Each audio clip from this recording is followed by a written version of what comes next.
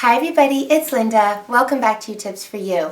Well, Happy New Year everyone. I hope you are all having a great year so far.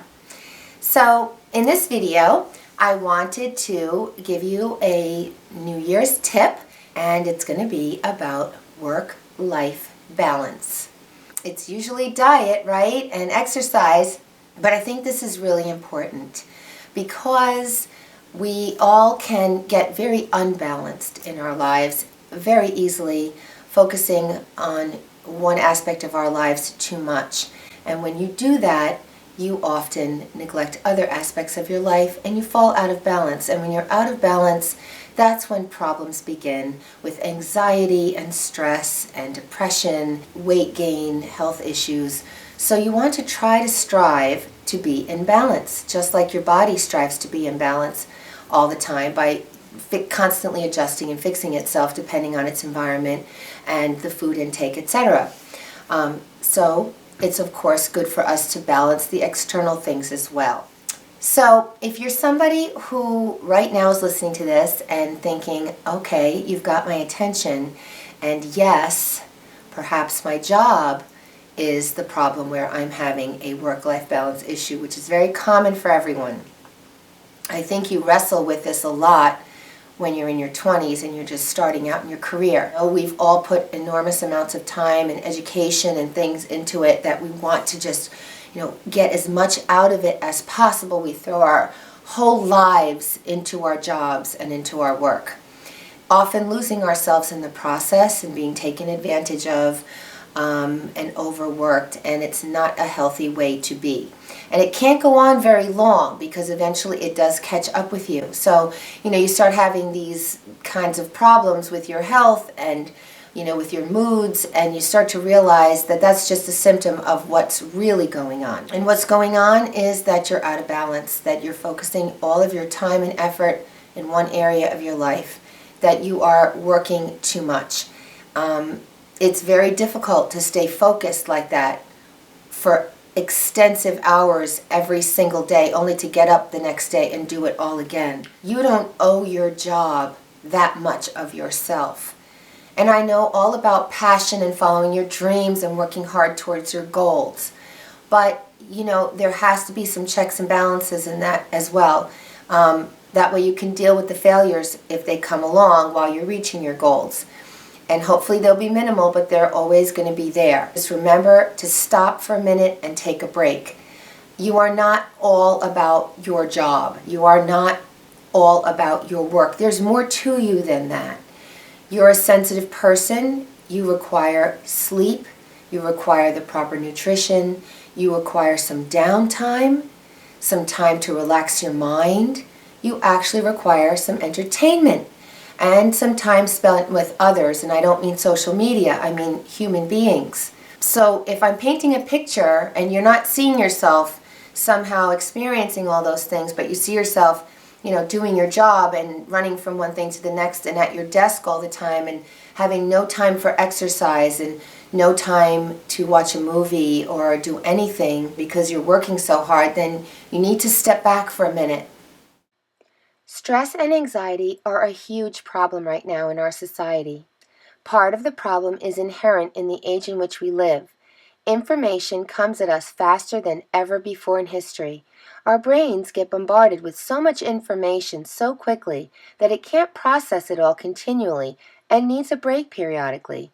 I think employers have a responsibility to encourage work-life balance in their company's culture and to refrain from having expectations of superhuman output. However, you have to be the one that watches out for your balance and what you need to be a happy, healthy, and productive individual. Here are some things you can do to help reduce your work stress.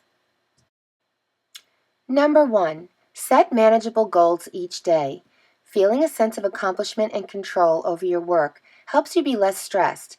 Be realistic about workloads and deadlines, and make a to-do list. Take care of the important things first and ask for assistance when necessary.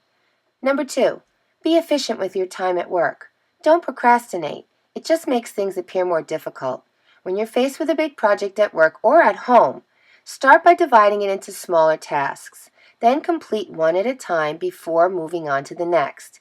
Give yourself small rewards after each completion, and if you feel overwhelmed with any unnecessary work, tell your boss. Number 3, ask for flexibility. Flex time is very popular right now in business. Working from home is easily done through today's technology. Ask if this is something you can do. Research shows that employees who work flexible schedules are more productive and happier employees. Number 4, take small breaks. Small breaks at work will help clear your mind, improve your decision-making ability and creativity, and help you improve your ability to deal with stress. Number 5, listen to your favorite music at work.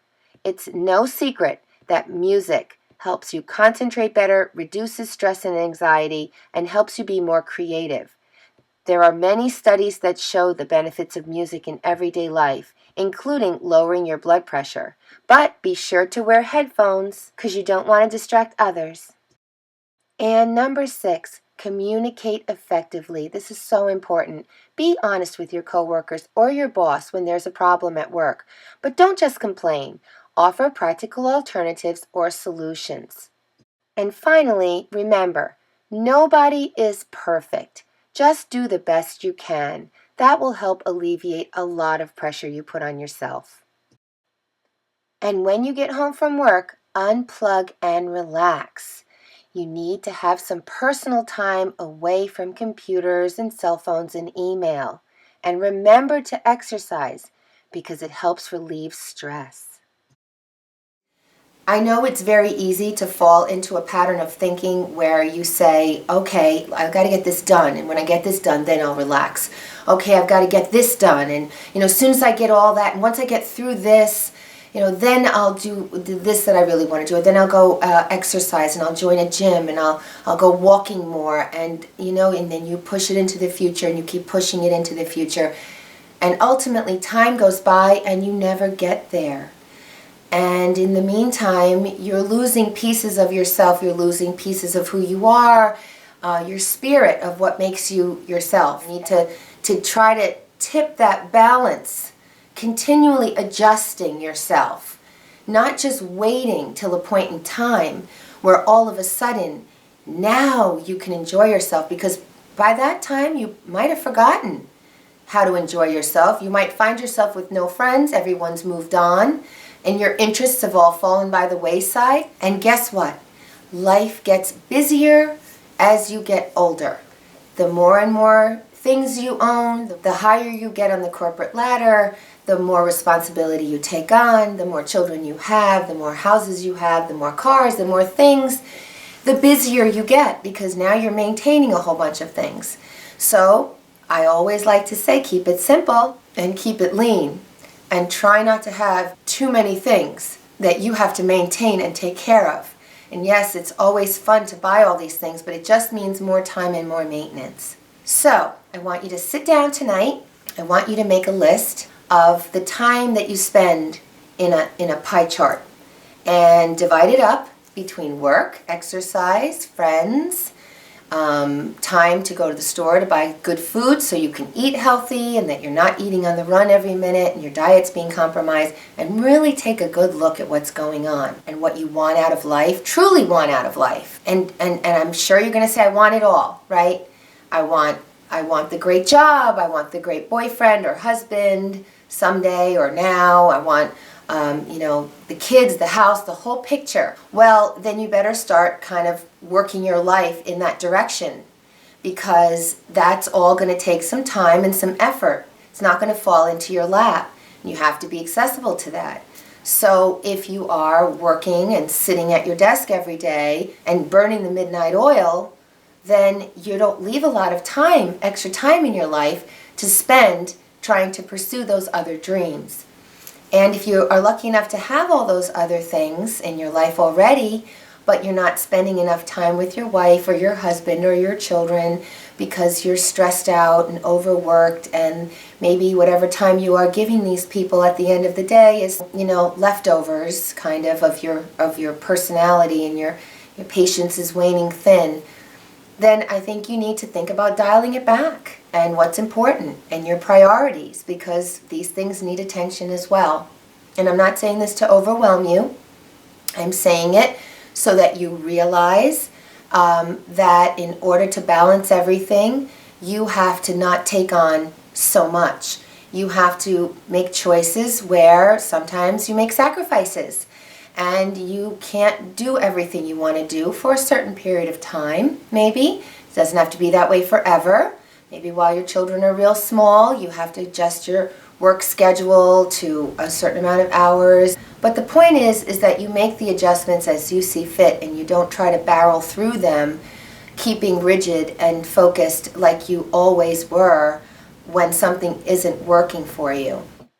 Give your goals enough time to be achieved. Don't set unrealistic time frames. It will help take some of the pressure off of you. You should enjoy what you do, and you should like what you do. It doesn't have to be your passion at all times. You should have a goal, but you shouldn't give up everything in your life to achieve it. You have to remember that there's more to you, and to keep yourself healthy and balanced and happy, you need more than just that in your life. Okay, and we all kind of get there the hard way. We over-focus, and then we just realize we've stressed ourselves out to the max, and then you start just throwing everything away and dialing it back so much that now you've just quit. And you take off because you burned yourself out. So try to recognize, that that's what awaits you down the road if you don't put this checks and balances kind of thinking into practice. So here's an example of how you can create a work-life balance pie chart to help you identify areas that need improvement. Okay, so the first thing you're going to do is make a list of 5 or 6 things that are the most important to you. And you're going to prioritize that list from the most important thing to the least important thing within that list. Next, you're going to create a list of all the activities you do in a week. And you're going to estimate how many hours you spend doing each of those activities. And I gave you some examples. So in a total week, maybe you've worked 50 hours, you've commuted 5 hours, you've exercised for 2 hours, you've done 2 hours of chores, you saw your friends for an hour, and you've slept for 42 hours. And you can add as many categories to this list as you want to see where you spend your time. And the third step is now to add the total hours together for all of the activities. And for the purposes of this example, it equals 102 hours. And then what you're going to do is you're going to calculate percentages to plot onto your pie chart. And you're going to do that by dividing each of those activities, the total hours for those activities, divide that into the total hours spent for the entire week, and you'll come up with a percentage. And as you can see, I gave you an example. I used the 50 hours worked divided by the 102 hours total for the week, and that comes up with 49%, which means out of the total of all activities performed during the week, 49% of the time was spent working. And then you'll plot those results on your pie chart. And the last step would be now to compare. Compare your pie chart to your list of priorities that you made in step 1. How does it compare? Are you spending enough time on the things you consider to be most important to you in your life? If you're not, then it's time to take a good look at your life and make some adjustments. Okay, well, I hope you found that helpful, and I wish you all the best, from my heart to yours, for the best year ever. You are in charge of your life, but don't make it so insurmountable, okay? Don't put so much pressure on yourself that you have to have everything today, and you have to be perfect at it all at once, because, it will come in time, and you have to have a long-term goal. Otherwise, you're going to stress yourself out, and you don't want that. You have to get used to taking baby steps when you want something done. And everything will fall into place, and that includes losing weight and eating healthy. Make the changes. They're small, but keep with them. Stay consistent. And when you look back, when we talk next year in January and you look back and say, wow, look how far I've come. Okay, because you have to give yourself enough time for those New Year's resolutions to activate. Your body catches on. It will. It'll tell you. You'll see. You know, we've all gained and lost weight in life, and you know it's not an overnight thing. It's a commitment. Alrighty, and if you're new to my channel, I hope you'll subscribe because I have a lot more to come. Lots of great topics in the new year. And please visit me at my blog spot where I do a lot of writing, and I'm also on Facebook and Twitter and Instagram, so we can stay connected there as well. Don't forget to share my video. Give it a thumbs up if you liked it. Okay, thanks so much for viewing. Bye-bye now.